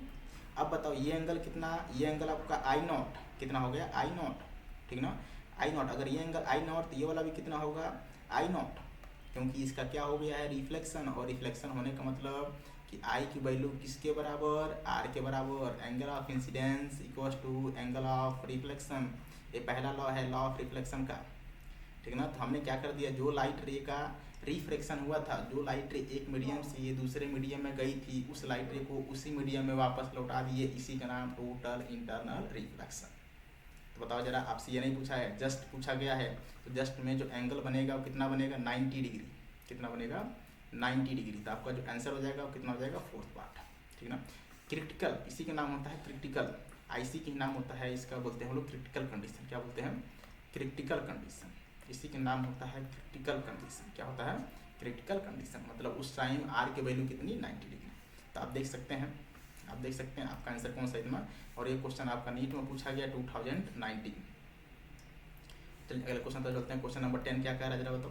कह रहे हैं two thin lenses are same focal length f but one is the convex and other is the concave. अरे यार एकदम सोपा सवाल, सोपा सवाल, सोपा सवाल। आपको पूछा है कि equivalent focal length, equivalent focal length मेरे बच्चे जानते हैं, मेरे बच्चे जानते हैं। इक्विवेलेंट फोकल लेंथ का जो फार्मूला होता है वो होता है 1/f1, 1/f1 प्लस 1/f2, ये होता है इक्विवेलेंट फोकल लेंथ का फार्मूला। आपसे बोला गया है कि एक लेंस कौन सा है, कॉन्वेक्स, दूसरा कॉनकेव। तो कॉन्वेक्स के लिए बताओ f1 की वैल्यू प्लस का f, कॉन्वेक्स के लिए f1 की वैल्यू प्लस का f और f2 की वैल्यू माइनस का f होता है। मेरे बच्चे अच्छे तरीके से जानते हैं कि कॉन्वेक्स के लिए f की वैल्यू प्लस, कॉनकेव के लिए f की वैल्यू निगेटिव। जब यहाँ रखोगे तो जरा बताओ प्लस माइनस, बताओ यहाँ से क्या बनने वाला है, 1/f equivalent, 1/f equivalent, 1/f minus 1/f कितना हो जाएगा जरा बताओ। ये ऊपर हो जाएगा 1 - 1/f, कितना हो जाएगा जरा बताओ, ये 0/f। ये वैल्यू कितनी आ जाएगी, ये वैल्यू सर 0 आ जाएगी। अगर ये वैल्यू 0 आ जाएगी मतलब 1/f इक्विवेलेंट की वैल्यू आ गई 0/f। हमसे पूछे हैं f इक्विवेलेंट, आप अच्छे तरीके से जानते हो 0 का जो अपोजिट होता है वो होता है इनफाइनाइट। क्या होता है, इनफाइनाइट। तो जो इक्विवेलेंट फोकल लेंथ होगा उसकी वैल्यू कितनी, इनफाइनाइट। जो इक्विवेलेंट फोकल लेंथ होगा उसकी वैल्यू इनफाइनाइट। बोलिए भाई, तो आप यहाँ पर आंसर मैच करा सकते हैं, infinite is the right answer. ये भी सवाल जेई का ही नहीं, नीट का पूछा गया 2023, ठीक है। चलिए अगला क्वेश्चन चलते हैं। अगला क्वेश्चन क्या है, चलो एक पेज और लिया था मैंने, कोई दिक्कत नहीं। कर रहे हैं the refractive index of the material of a prism दिया गया है √2। कर रहे एंगल ऑफ प्रिज्म दिया गया 30 डिग्री, कोई दिक्कत नहीं। One of the two refracting surface of the prism is made by the mirror inward. करें by reflecting coating a beam of monochromatic light, ठीक ना। Entering the prism from the other face will be retrace their path, retrace their path मतलब path पर retrace कर गई। देखो जरा मैं थोड़ा सा बड़ा डायग्राम बनाऊंगा यार, ऐसे ये हमारा प्रिज्म है, क्या है, प्रिज्म है, देखना जरा, ठीक ना। ये क्या है बताओ जरा, ये प्रिज्म है। अब जरा बताओ, आपसे बोला गया है कि हमने क्या कर दिया है, इस वाले सरफेस को पॉलिश कर दिया गया है। क्या कर दिया गया है, पॉलिश का मतलब ऐसे इसको जो है हमने पॉलिश कर दिया है। पॉलिश का मतलब रिफ्लेक्शन कराएंगे। अब मान लीजिए लाइट रे, मान लीजिए लाइट रे ऐसे पड़ी, लाइट रे जो है ऐसे पड़ी, ऐसे पड़ी प्रिज्म पर, ऐसे पड़ी, ठीक। तो हम सबसे पहले क्या करेंगे, इस सरफेस का ड्रॉ करेंगे, नॉर्मल ड्रॉ कर दो यार, नॉर्मल ड्रॉ कर दीजिए। अब नॉर्मल ड्रॉ करने के बाद बताओ इसका क्या होगा, रिफ्रैक्शन होगा। क्या होगा, रिफ्रैक्शन होगा। अगर रिफ्रैक्शन होगा तो बताओ ये मान लो इधर चली गई, ठीक है। अब आपसे बोला गया है कि जो लाइट रे अगर इधर गई तो ये अगर अपने पाथ पर क्या हो गई, रिट्रेस हो गई। आप जानते हैं अगर पाथ पर रिट्रेस कराना है मतलब जिस डायरेक्शन में गई है उसी डायरेक्शन में वापस करना है। ये तभी पॉसिबल होता है अगर यहाँ मिरर है। मैं आपसे बोलूँ अगर ये मिरर है, अगर ये मिरर है और ये मिरर को अपना ऐसे जो है पॉलिश कर दिया, क्या कर दिया, पॉलिश कर दिया। अगर हमें पाथ पर रिट्रेस कराना है तो हमारा जो इंसिडेंट रे होना चाहिए वो नॉर्मल के डायरेक्शन में, नॉर्मल के डायरेक्शन में। अगर इंसिडेंट रे आता है तो रिफ्लेक्शन के बाद नॉर्मल के डायरेक्शन में ही जाता है, नॉर्मल के डायरेक्शन में ही जाता है। मतलब आई की वैल्यू 0, आर की वैल्यू भी 0, आई की वैल्यू भी 0, आर की वैल्यू भी 0। तो अगर हमें पाथ पर रिट्रेस कराना है, अगर हमें पाथ पर रिट्रेस कराना है तो बताओ ये जो लाइट रे है, ये लाइट रे कैसी पढ़नी चाहिए, ये लाइट रे नॉर्मली पढ़नी चाहिए। कैसी पढ़नी चाहिए, नॉर्मली। अब बताओ यहाँ से रिफ्लेक्शन हो गया, ये आपका प्रिज्म एंगल है, ठीक ना, और इसको एंगल मान लो आपका ये कौन सा एंगल होगा बताओ जरा, ये R1 हो जाएगा। अब बताओ यहाँ R2 की वैल्यू कितनी हो गई, 0 हो गई, 0 हो गई, क्योंकि यहाँ पर I की वैल्यू 0, R की वैल्यू 0, क्योंकि ये पड़ी है नॉर्मल के लॉ। ये हमारा प्रिज्म एंगल है, कितना बताओ जरा, आपको दिया गया प्रिज्म एंगल कितना, 30 डिग्री। कितना दिया गया है, 30 डिग्री। हम अच्छी तरीके से जानते हैं, हम अच्छी तरीके से जानते हैं कि R1 प्लस R2 का जो सम होता है, R1 प्लस R2 का जो सम होता है वो होता है प्रिज्म एंगल A के बराबर। आप अच्छी तरीके से जानते हैं R1 प्लस R2 का जो सम होता है वो किसके बराबर होता है, प्रिज्म एंगल के बराबर होता है, बोलो हाँ या ना। ठीक, अब देखो R2 की वैल्यू कितनी है, 0 है, R1 की वैल्यू निकालना, एक वैल्यू कितना है, 30 डिग्री। मतलब R1 की जो वैल्यू आ जाएगी यहाँ रख देंगे, यहाँ रख देंगे, यहाँ रख देंगे। R1 हमें निकालना है तो R1 plus 0 degree, R1 plus 0 degree किसके बराबर होगा, 30 डिग्री के बराबर। यहाँ से R1 की वैल्यू कितनी आ गई, तो सर R1 की वैल्यू आ गई 30 डिग्री, ठीक ना, ये R1 आ गया। हमें निकालना I, हमें क्या निकालना, देखना जरा, देखना देखना देखना, ये एंगल बताओ क्या है, ये नॉर्मल है। इस एंगल का नाम क्या होगा बताओ जरा, इस एंगल का नाम होगा I, angle of incidence, I angle of incidence. हम लगाएंगे इस पॉइंट पर स्नेल्स लॉ, क्या लगाएंगे इस पॉइंट पर, चाहे इसका नाम रख लो P, क्या नाम रख लो P, P मेरा फेवरेट पॉइंट है, आप जानते हैं अच्छे तरीके से, ठीक है। तो इस P पॉइंट पर लगाएंगे, इस P पॉइंट पर लगाएंगे हम क्या क्या लगाने वाले हैं, स्नेल्स लॉ। तो लिखेंगे N1 sine I, N1 sine I, N1 sine I equal to क्या लिखो जरा बताओ, N2 साइन R, क्या लिखोगे, N2 साइन R। ये होता है स्नेल्स लॉ। कहाँ लगाया है, एट P पॉइंट, कहाँ लगाया है, एट P पॉइंट, ठीक ना, एट P पॉइंट लगा दो आप। N1 की वैल्यू एयर है, N1 की वैल्यू क्या है, एयर है, एयर का मतलब 1 हो जाएगा। ये बताओ कितना हो जाएगा, साइन IC हो जाएगा, साइन IC, ठीक ना। किसके बारे में बताओ, N2 की वैल्यू आपको शायद दी गई है, N2 की वैल्यू शायद आपको दी गई है, कितना है बताओ, √2, कितना है, √2, ठीक ना, √2। साइन R की वैल्यू आप निकाल चुके हो, कितना है, 30 डिग्री है, ठीक है। तो यहाँ से बताओ जरा साइन IC की वैल्यू, साइन IC की वैल्यू कितनी आ जाएगी, यहाँ से साइन IC की वैल्यू आप निकाल सकते हैं। साइन IC की जो वैल्यू आ जाएगा बताओ कितना आ जाएगा, साइन IC, साइन IC मतलब एंगल ऑफ इंसिडेंस, IC ना बोलो, IC बोलो गड़बड़ हो जाएगा फिर, ये IC बोले कहेंगे क्रिटिकल एंगल सर, ये साइन I बोल दो आप, ठीक ना, sine I √2 multiply by sine 30 कितना होता है, 1/2 होता है। अगर हम इसको 2 बार लिख लें रूट के अंदर, अगर हम इसको 2 बार लिख लें रूट के अंदर, तो बताओ क्या बनने वाला है, साइन I, साइन I की वैल्यू ये कितना था, √2 था। इसको अगर हम 2 बार लिखते हैं, √2 मल्टीप्लाई बाई √2, ऐसा लिखने पर बताओ एक √2 आपस में कैंसिल हो जाएगा, क्या बनेगा, 1/√2, ये बनने वाला है। तो साइन I की वैल्यू अगर √2 आ गई, साइन I की वैल्यू अगर √2 आ गई, तो मैं आपसे पूछूं बताओ जरा, साइन I की वैल्यू कितनी आ गई, 1/√2। तो यहाँ से बताओ जरा I की वैल्यू कितनी आ जाएगी, तो कितनी, 1/√2 का मतलब कितना, 45 डिग्री, कितना आ जाएगा, 45 डिग्री। तो यहाँ से आ जाएगा I की वैल्यू, एंगल ऑफ इंसिडेंस की वैल्यू कितनी, 45 डिग्री। ये हमारा क्या है, आंसर है। एंगल ऑफ इंसिडेंस कितना होना चाहिए, तो सर एंगल ऑफ इंसिडेंस कितना होना चाहिए, 45 डिग्री होना चाहिए। तब जो है जिस पाथ पर लाइट रे आई थी उसी पाथ पर लाइट रे वापस क्या हो जाएगी, रिट्रेस हो जाएगी। रिट्रेस का मतलब उसी पाथ पर वापस बैक हो जाएगी, उसी पाथ पर वापस क्या हो जाएगी, बैक हो जाएगी। एंगल होना चाहिए कितना, 45। ये भी सवाल देखो आपका नीट का, ये 2018 में पूछा गया है, ठीक ना। ऐसा क्वेश्चन जे एडवांस पूछा था, एक सिमिलर सवाल थोड़ा सा उसमें जो है वेराइटी थोड़ा सा उन्होंने रखा था, कोई दिक्कत नहीं है। अब देखो यार, कह रहे हैं लाइट रे enters through a right angle, ठीक ना, प्रिज्म एट पॉइंट P, कह रहे with the angle of incidence 30 degree, कह रहे it travels through the prism, ठीक, BC के जो है यहाँ से पास कर रहा है, बेस BC है, emerge along the face AC, कह रहा है reflective index of the prism. अब देखो जरा यार, आपसे बोला गया है इंसिडेंस 30 डिग्री है, ठीक ना, emerge from along the face BC। अब देखो यहाँ से ये 90 डिग्री, देखो यहाँ से आप इन्होंने बोला गया है, यहाँ पर क्वेश्चन बोल दिया गया है, थोड़ा समझना है आपको। ये यहाँ से ये जो एंगल जैसे यहाँ से रिफ्लेक्ट हुआ, रिफ्लेक्ट होने के बाद ये जो एंगल बना है कितना बना है, 90 डिग्री बना है।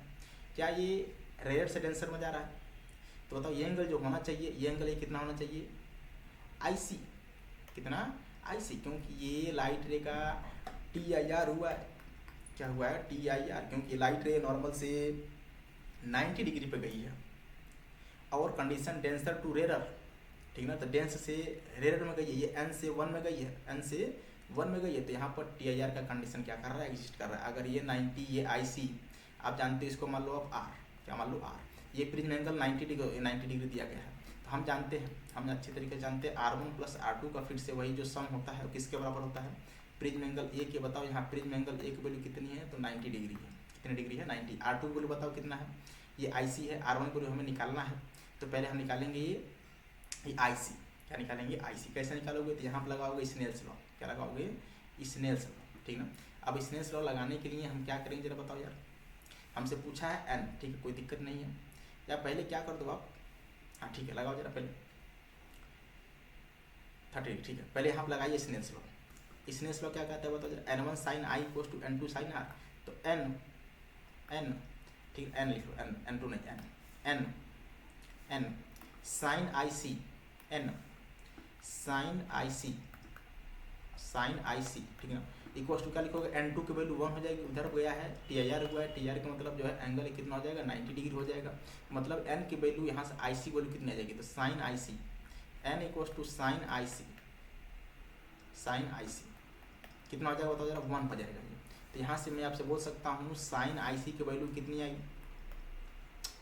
sin IC की वैल्यू, इसको चाहो तो दूसरे पेन से लिखो, गड़बड़ हो रहा है यार ये, इसी से लिखो, तो sin IC की वैल्यू कितनी आ जाएगी, sin IC की वैल्यू आ जाएगी 1/n, कितनी आ जाएगी, 1/n। अब देखो यार,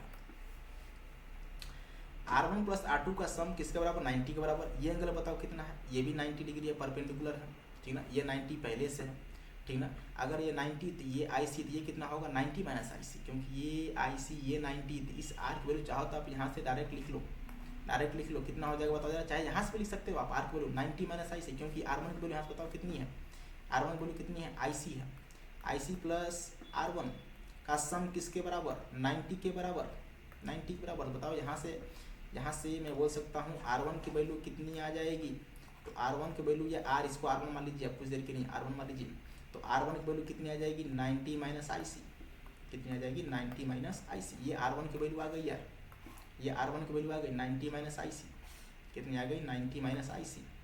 अब देखना यार, अगर R1 की वैल्यू 90 माइनस IC, ठीक ना, तो फिर से लगाएंगे हम इस पॉइंट पर, फिर से क्या लगाएंगे, स्नेल्स लॉ, क्या लगाएंगे, स्नेल्स लॉ। ये एयर है यार, ये एंगल ऑफ इंसिडेंस 30 डिग्री, ये आपका प्रिज्म जो है रिफ्रैक्टिव इंडेक्स n दिया गया, ये आपका एंगल कितना, 90 माइनस IC।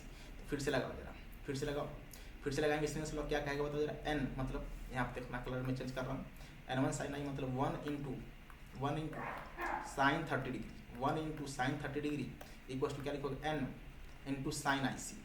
अब साइन, अब देखना जरा, ये क्या बनेगा, 90 माइनस IC, साइन 30 की वैल्यू 1/2 n मल्टीप्लाई बाई ये हो जाएगा cos IC, क्या हो जाएगा, cos IC। अब हम क्या करेंगे जरा बताओ, अब हम बनाएंगे यहाँ पर राइट एंगल ट्रायंगल, क्या बनाएंगे, राइट एंगल ट्रायंगल, क्योंकि हमें निकालना है cos IC की वैल्यू, क्या निकालना है, cos IC की वैल्यू, तो पहले बनाएंगे राइट एंगल ट्रायंगल। अब देखना, इस राइट एंगल ट्रायंगल में बताओ जरा, ये जो एंगल हो जाएगा इसका नाम IC, ठीक ना, ये आपको दिया गया। अच्छा, साइन IC क्या होता है, परपेंडिकुलर अपॉन हाइपोटेनस, ये कितना हो जाएगा, अंडर रूट में n स्क्वायर माइनस 1, ठीक ना। बताओ इसमें मैं आपसे पूछूं, लगाना है cos IC, तो cos IC की वैल्यू बताओ जरा साथियों, cos IC की वैल्यू कितनी आ जाएगी, base n square minus 1 upon hypotenuse, ये हो जाएगा 1। अब हम क्या करेंगे, देखो एक पेज और है क्या, नहीं है, ठीक है। अब हम क्या करेंगे जरा, इसमें रख दो, तो 1/2 इक्वल्स टू n, ठीक ना, मल्टीप्लाई बाई क्या था बताओ जरा, n, देखो कहीं गलत हो रहा है शायद ये, n स्क्वायर माइनस 1, ठीक ना। अच्छा, यहाँ पर होगा ना ये हो जाएगा n स्क्वायर माइनस 1, ये 1 हो जाएगा, तो base upon n square minus 1, ये हो जाएगा n। कहीं गलत हो रहा है क्या, देखो जरा एक बार, साइन IC की value 1/n, 1/2 n into cos IC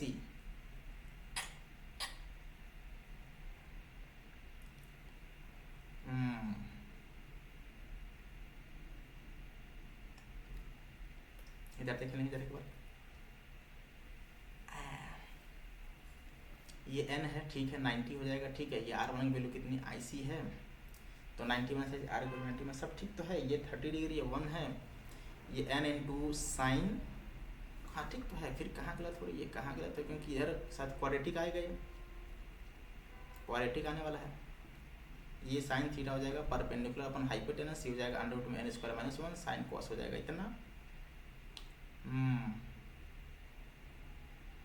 तो कहाँ गलत हो रहा है, n² है ना ये, कॉस थीटा हो जाएगा बेस अपॉन हाइपोटेनस, तो बेस हो जाएगा अंडर रूट में n² - 1 इंटू 1, तो हो जाएगा अंडर रूट में कितना बताओ जरा, ये हो जाएगा n² - 1, दोनों तरफ स्क्वायर कर देंगे, स्क्वायर कर देंगे तो n² हो जाएगा, उधर हो जाएगा रूट हट जाएगा, तो n² फिर ज़्यादा हो जाएगा, फिर और 4 हो जाएगा। ये देखो कहीं गड़बड़ हो रहा है, कहीं गड़बड़ हो रहा है यार, ये कहीं ना कहीं गड़बड़ हो रहा है। साइन 90 - IC, साइन IC की वैल्यू 1/n, साइन 90 - IC हो जाएगा कॉस IC, हो जाएगा 1, ठीक तो है। कहाँ गड़बड़ हो रहा है यार, ये साइन 90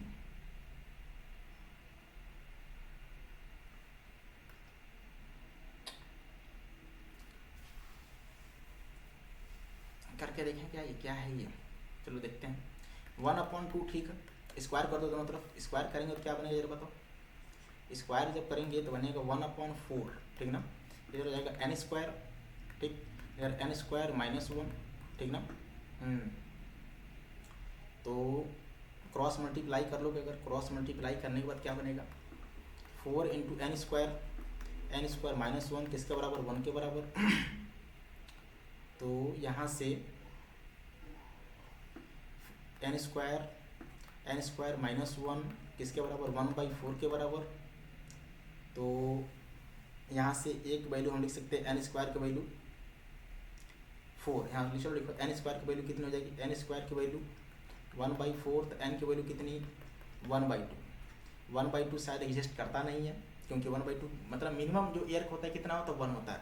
तो दूसरा बताओ कितना होगा, n² - 1 हो जाएगा, n² - 1, ठीक ना, किसके बराबर, 1/4 के बराबर, ठीक है।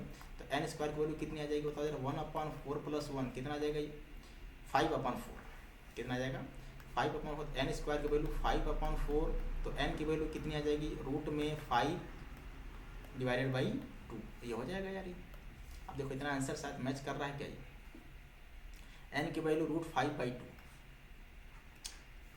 n की वैल्यू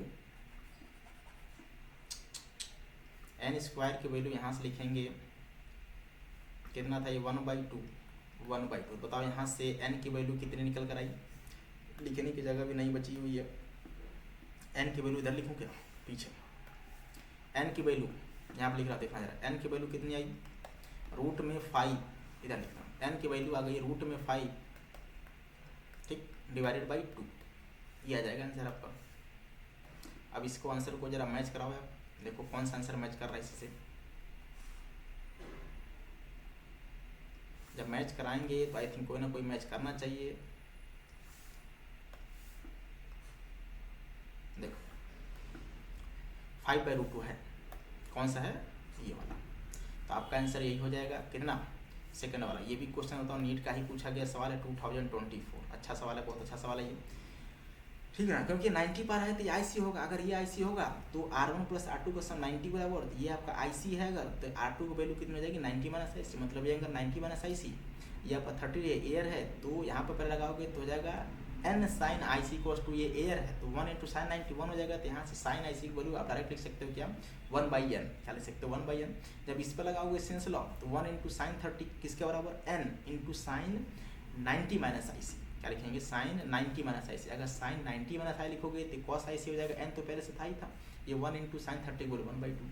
अब cos IC कैसे निकालोगे, sin IC बोले हमें पता है, sin थीटा क्या होता है, परपेंडिकुलर अपॉन हाइपोटेनस, क्या होता है, परपेंडिकुलर अपॉन हाइपोटेनस, तो परपेंडिकुलर n हो जाएगा, देखो जरा परपेंडिकुलर, अच्छा इधर गलत हो रहा है क्या, ये साइन थीटा क्या होता है, परपेंडिकुलर अपॉन हाइपोटेनस। तो परपेंडिकुलर 1, वही बोल रहा हूँ, कहीं ना कहीं गलत हो रहा है, परपेंडिकुलर 1 होगा।